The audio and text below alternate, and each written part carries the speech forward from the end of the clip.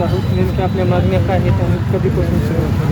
परभणीमध्ये जी 10 तारखेला बाबासाहेबांच्या पुतळ्याजवळ असलेल्या संविधानाची विटंबना झाली, त्यानंतर जो आक्रोश या जिल्ह्यामध्ये पाहायला भेटला, त्या प्रकरणामध्ये सोमनाथ सूर्यवंशी नावाचा आमचा लॉ करणारा विद्यार्थी जे पोलीस प्रशासनाच्या मारहाणीमुळे मृत्यू पावला, या ताणतणावात या आंदोलनाचं नेतृत्व करणारे लोकनेते विजय वाकड सुद्धा या ताणतणावामध्ये त्यांचाही मृत्यू झालेला आहे. परभणीमध्ये गेल्या 32 दिवसापासून आम्ही या ठिकाणी आंदोलन करत आहोत, पण परभणीच्या प्रशासनानं, महाराष्ट्र शासनानं आमच्याकडे कुठले लक्ष दिलं नाही.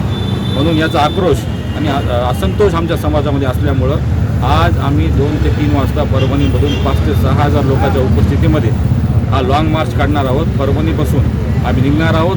जिंतूर, जालना, संभाजीनगर, नाशिक आणि मुंबई 28 दिवसामध्ये आम्ही मुंबईला पोहोचू, मंत्रालयावर पोहोचू आणि आमच्या महिला या लॉंग मार्चमध्ये जास्त प्रमाणात सहभागी होणार आहेत. आणि मंत्रालयावर जाऊन आम्ही मुख्यमंत्र्याला आमचा ज्या विचार नाही, आम्हाला न्याय मिळणार का नाही, जसा बीड प्रकरणात न्याय मिळतो तसा परभणी प्रकरणात न्याय काय मिळत नाही, आमच्या मागण्या याच आहे की ज्या पोलीसवाल्यामुळं सोमनाथचा जीव गेलेला आहे त्यांच्यावर गुन्हा दाखल करा, सदोष मनुष्यवधाचा गुन्हा दाखल करा, त्यांना रिमूव्ह फ्रॉम सर्व्हिस करा.